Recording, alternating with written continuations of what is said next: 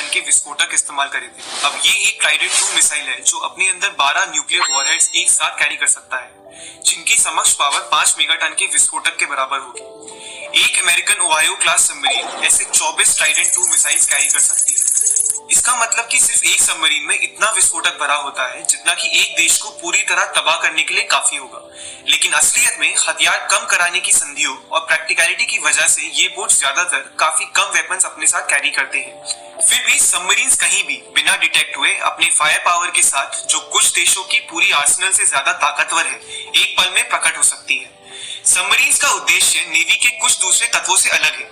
उदाहरण के लिए एयरक्राफ्ट कैरियर्स, जो आकार में बड़े होते हैं और एक तरह से देश की ताकत को प्रदर्शित करते हैं। लेकिन सबमरीन्स गुप्त होती हैं, छुपी हुई, एक शांत हथियार की तरह जो कहीं भी अपना फोर्स दिखा सकती है। एक तरीके से सबमरीन्स एक मनोवैज्ञानिक युद्ध के लिए अभिप्रेत हैं। दुश्मन को पता नहीं चल पाता कि वे पानी के नीचे कहां हैं या फिर है भी या नहीं। सबमरीन्स काफी देशों के पास होती हैं, पर ज्यादातर सबसे बड़ी और पावरफुल सबमरीन्स में न्यूक्लियर वॉरहेड्स की मिसाइल्स को फायर करने की क्षमता होती है। फिलहाल सिर्फ 6 देशों में ऐसी सबमरीन्स के होने की पुष्टि है। वो है USA, UK, France, India, China और रशिया। साथ ही एनालिस्ट ने सबूत पाया है जिससे ये साबित होता है कि नॉर्थ कोरिया और इजराइल के पास भी न्यूक्लियर मिसाइल की क्षमता वाली सबमरीन्स है। आजकल 2 प्रकार की मिलिट्री सबमरीन्स होती हैं जिनके 2 अलग उद्देश्य होते हैं। पहली होती है अटैक सबमरीन, जो कि ज्यादा कॉमन है और साइज में थोड़ी छोटी है। ये कॉम्बैट में पास के टारगेट्स जैसे शिप्स को टॉर्पीडोज और शॉर्ट रेंज मिसाइल से अटैक करती हैं। दूसरी होती है बैलिस्टिक मिसाइल सबमरीन्स, जो कि विशाल होती हैं और न्यूक्लियर मिसाइल्स के लिए एक चलता फिरता छुपा हुआ लॉन्च पैड का काम करती है। आइडिया ये है कि ये एक स्टेल्थ लॉन्च पैड है, इसलिए एक कंट्री की सबमरीन्स विरोधी देश के पहले न्यूक्लियर प्रहार को सह सकती हैं और फिर वो दुश्मन के खिलाफ अटैक कर सकती हैं। और इसलिए बैलिस्टिक मिसाइल की सबमरीन्स पारस्परिक रूप से सुनिश्चित विनाश के लिए महत्वपूर्ण है और न्यूक्लियर अटैक करने में सबसे ज्यादा इस्तेमाल की जाती है। अगर किसी देश ने न्यूक्लियर वेपन से एक ऐसे देश पर अटैक किया जिसके पास खुद न्यूक्लियर वेपन्स हैं, तो इस लड़ाई का परिणाम उन दोनों देशों का खात्मा होगा। इसलिए काफी लोग मानते हैं कि न्यूक्लियर वेपन्स वाली सबमरीन्स न्यूक्लियर निरोध का काम करती हैं। इससे दूसरे देश न्यूक्लियर हमला नहीं करेंगे, क्योंकि उन्हें पता है कि इसका परिणाम दोनों देशों के लिए घातक होगा। मान लीजिए किसी देश की सबमरीन्स बची रही, लेकिन वो देश और उस देश की सरकार नहीं रहे, तो इस अवस्था में उनको स्वतंत्र अधिकार की जरूरत पड़ेगी अपनी मिसाइल्स यूज करने के लिए। हालांकि बाकी ऑपरेटर्स के सामान्य व्यवस्थाएं होती है, लेकिन यूके की चारों मिसाइल सबमरीन्स में कमांडर के लिए एक सेफ में सुरक्षित एक पत्र है जिसमें लिखा है कि अगर वो देश तबाह हो जाए तो सबमरीन्स का क्या किया जाना चाहिए। ये पत्र हर प्राइम मिनिस्टर द्वारा उनके शासन के शुरू होने पर लिखे जाते हैं और शासन खत्म होने पर अंत में नष्ट कर दिए जाते हैं बिना पढ़े। हर एक पीएम को चुनने का मौका मिलता है कि वो कौन से 4 ऑप्शंस में से एक इंस्ट्रक्शंस अपने कमांडर को देना चाहेंगे। कुछ नहीं करना, खुद को एक दोस्त देश की कमांड के अंदर लाना जैसे कि यूएस या ऑस्ट्रेलिया, कमांडर को अपना खुद का निर्णय लेना, या फिर दुश्मन पे न्यूक्लियर मिसाइल से हमला करना।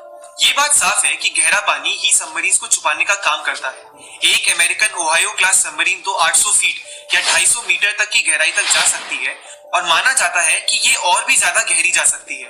पर जैसे ही वो ऊपर आती है उनका स्टेल्थ चला जाता है, क्योंकि आजकल के सैटेलाइट सिस्टम के कारण उनका छुपना काफी मुश्किल हो गया है। इसलिए सबमरीन्स के लिए काफी देर तक गहरे पानी में रहना बहुत जरूरी है, ताकि वो पानी की गहराई से दुनिया के एक छोर से दूसरे छोर तक बिना पकड़े पहुंच सके। दुनिया में सारी बैलिस्टिक सबमरीन्स न्यूक्लियर पावर से चलती हैं और इसलिए उनकी रेंज एक तरीके से असीमित है और इन सबमरीन के रिएक्टर कोर्स को कुछ दशक में एक बार बदलने की ही जरूरत पड़ती है। और ज्यादातर सबमरीन्स में ऑक्सीजन जनरेटर और डीसैलिनेटर्स होते हैं, इसलिए न्यूक्लियर एयरक्राफ्ट कैरियर की तरह एक सबमरीन कितने समय तक समुद्र में रह सकती है वो पूरी तरह खाने की सप्लाई पर निर्भर करता है। अमेरिकन सबमरीन्स और दूसरे देशों की सबमरीन्स में ये कुछ ऐसे काम करता है। हर एक नाव में इस बात का ख्याल रखने के लिए 2 क्रू होते हैं, एक नीला क्रू और दूसरा गोल्डन क्रू। नीला क्रू सबमरीन में पहले 77 दिनों तक पहरेदारी करता है। आपको बता दें कि अलग अलग सबमरीन्स में अलग अलग क्रू इसलिए होते हैं ताकि ये सुनिश्चित हो कि हमेशा सबमरीन्स काम पे रहें।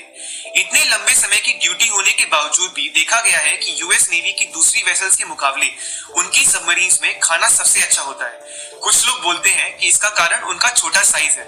यदि खाना खराब है तो बावर्ची कहीं छुप नहीं सकता। इसके अलावा ज्यादा ठोस कारण ये भी है कि दूसरे वेसल्स की तुलना में खाने का बजट सबमरीन्स के पास ज्यादा होता है। खाना हौसले के लिए जरूरी माना जाता है क्योंकि सबमरीन की ड्यूटी नेवी की सभी ड्यूटीज में सबसे ज्यादा मुश्किल होती है, पर ताजा खाना ज्यादा से ज्यादा 2 हफ्तों के लिए ताजा रह सकता है, इसलिए खाने की क्वालिटी आने वाले हफ्तों में खराब हो ही जाती है। और जब खाना ताजा नहीं रहता और उन्हें कैंड, पैक या फ्रोजन खाना खाना पड़ता है, तब वो समझ जाते हैं कि 77 दिन पूरे होने वाले हैं और उनकी पेट्रोलिंग का समय खत्म होने वाला है। फिर नीला क्रू उस सबमरीन को ऊपर अपने देश के बंदरगाह या फिर सहयोगी देश के बंदरगाह पर ले जाते हैं। फिर वहाँ गोल्ड क्रू आता है और ये दोनों क्रू मिलकर हिसाब किताब, मेंटेनेंस और खाने को भरने जैसे काम करते हैं। ये काम करने में लगभग 25 दिन लगते हैं। फिर नीला क्रू छुट्टी और फिर ट्रेनिंग के लिए चला जाता है और ये साइकिल आने वाले कई सालों तक चलता रहता है। सबमरीनर्स अपना जीवन भी साइकिल्स में ही जीते हैं। ये 8 घंटे काम करते हैं और फिर 16 घंटे ट्रेनिंग, कसरत, खाने और सोने जैसे कामों के लिए रखते हैं। आपको सबमरीन्स के आकार का अनुमान देने के लिए आपके सामने विश्व के सबसे बड़े हवाई विमान का चित्रण है। ये है बोइंग 747-400 और ये है एक ओहायो क्लास सबमरीन जो कि तकरीबन 2.5 गुना ज्यादा लंबी है और हवाई जहाज के मुकाबले इसका सरकमफ्रेंस भी कहीं ज्यादा है। मगर ये भी विश्व की सबसे बड़ी सबमरीन नहीं है। ये उपाधि जाती है रशिया की टाइफून क्लास सबमरीन को।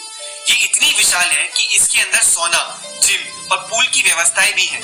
वहीं अमेरिकन और दूसरी सबमरीन्स में काफी कम व्यवस्थाएं होती हैं। असल में सबमरीन के अंदर बसे लोगों को करने के लिए कुछ चाहिए होता है, क्योंकि वो 3 महीने के लिए छोटे से मेटल के डिब्बे में बंद होते हैं, वो भी बिना सूरज को देखे। एक भोजनालय केवल वो खुली जगह होती है जहां वो कोई काम नहीं कर रहे। इसलिए हर सबमरीन में जिम इक्विपमेंट लगाए जाते हैं, मगर वो ज्यादातर एक साथ ना होकर हर कोनों में बिखरे से होते हैं। बात करें पर्सनल स्पेस की, तो बड़ी ओहायो क्लास सबमरीन्स में उनका छोटा सा बिस्तर ही उनकी अपनी जगह होती है, और छोटी सबमरीन्स जैसे कि अमेरिकन वर्जीनिया क्लास, तो वहां बंक्स कम होते हैं और सेलर्स ज्यादा, तो जूनियर सेलर्स को अपने बंक्स शेयर करने पड़ते हैं।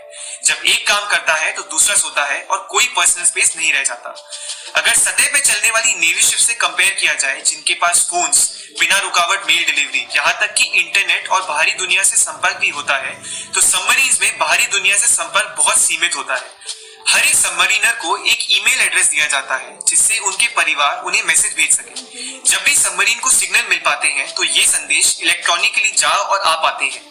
उसके बाद ये मैसेजेस एक क्रू मेंबर द्वारा पहले देखे जाते हैं ताकि कोई ऐसी खबर सबमरीनर को ना मिले जिससे उसका मानसिक संतुलन खराब हो, जैसे अगर उनके परिवार में किसी की मृत्यु हो गई है या कोई और अनहोनी, क्योंकि उनका वापस आना मुमकिन बिल्कुल नहीं है। इसलिए माना जाता है कि वो खबर आखिर के लिए ही छोड़ देनी चाहिए।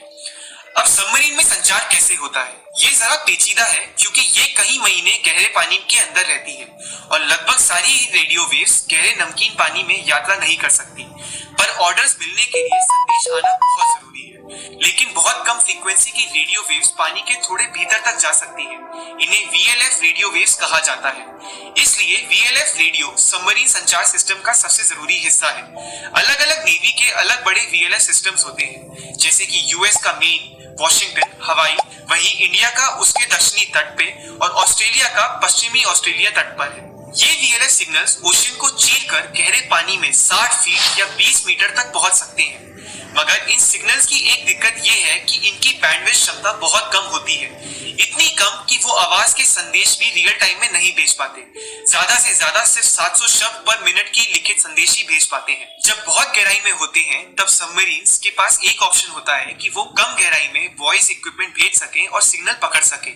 ज्यादातर सबमरीन्स VLF फ्रीक्वेंसी से जवाब नहीं दे सकती हैं क्योंकि इनके पास जरूरत के हिसाब से बड़े बड़े ट्रांसमीटर्स नहीं होते हैं और इनको कम गहराई में आना पड़ता है ताकि एंटीना पानी से बाहर लाकर जवाब दे सके। इतनी ही गहराई होती है जब मॉडर्न सबमरीन्स का तेजी से सैटेलाइट्स के साथ ट्रांसमिशन होता है ताकि जरूरी जानकारी अपलोड या डाउनलोड कर सके। और तकनीकें भी हैं जो कि कम इस्तेमाल होती हैं और कुछ नई तकनीकें भी हैं जो बन रही हैं, मगर VLF रेडियो सबमरीन्स में संचार के लिए सबसे ज्यादा इस्तेमाल हो रहा है। इसके अलावा स्टेल्थ के लिए गहरे पानी में रहने से एक और दिक्कत पाई जाती है और वो है नेविगेशन, क्योंकि पानी के नीचे GPS नहीं चलता है, ना ही कोई और रेडार, क्योंकि ये हायर फ्रीक्वेंसी वेव्स का इस्तेमाल करते हैं और वो गहराई में पहुंच नहीं पाती।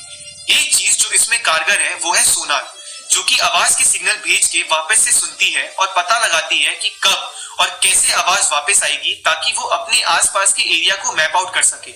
मगर आवाजें निकालने से दूसरी सबमरीन्स को भी आसानी से उनके होने का पता चल सकता है। इसलिए छुपे होने पर सोनार का ज्यादा इस्तेमाल नहीं किया जा सकता। इस दिक्कत को सुलझाने के लिए सबमरीन्स इनर्शियल नेविगेशन सिस्टम का इस्तेमाल करती हैं। ये सिस्टम एक्सेलेरोमीटर्स और गायरोस्कोप्स का है, जो कि बताता है कि सबमरीन्स की आखिरी पोजीशन क्या रही थी और क्या वो अब सही दिशा में जा रही हैं या नहीं। ये सिस्टम भी कुछ हद तक ही सही होता है, मगर उसके कुछ समय बाद इस पे निर्भर रहना थोड़ा कठिन हो जाता है। इतना कि लास्ट रीडिंग के 24 घंटे बाद सबमरीन अपनी लोकेशन की एक्यूरेसी से 1.15 मील या लगभग 1.25 किलोमीटर ड्रिफ्ट हो जाती है। अब ये तरीका नक्शों को जोड़ के इस्तेमाल किया जा सकता है, क्योंकि समुद्र एक बड़ी जगह है मगर उसके नीचे कुछ चीजें तैर रही हैं जिससे सबमरीन टकरा सकती हैं, और वो है खुद सबमरीन। कुछ आधुनिक सबमरीन इतनी अच्छी तरह से छुपी होती हैं कि केवल थोड़ी सी दूरी से भी उनका पता नहीं चलता है। यही हुआ था 3 फरवरी 2009 में, जब यूके ब्रिटिश नेवी की HMS वैनगार्ड सबमरीन ने ईस्ट अटलांटिक ओशन में एक जोरदार झटका महसूस किया। ये थी एक टक्कर एक फ्रेंच सबमरीन ले ट्रायम्फेंट से। किस्मत से वो दोनों ही काफी धीरे चल रही थी और कोई नुकसान नहीं हुआ। कोई सोच भी नहीं सकता कितना डैमेज होता अगर इन दोनों न्यूक्लियर वॉरहेड वाली सबमरीन्स की ज्यादा फोर्स से टक्कर होती। ये साफ बात है कि सबमरीन्स खतरनाक होती हैं। शांति के वक्त भी सबमरीन्स को गायब होने के लिए बनाया जाता है, और काफी समय बाद अगर कुछ गलत हो जाए तो वो बिल्कुल गायब भी हो जाती हैं।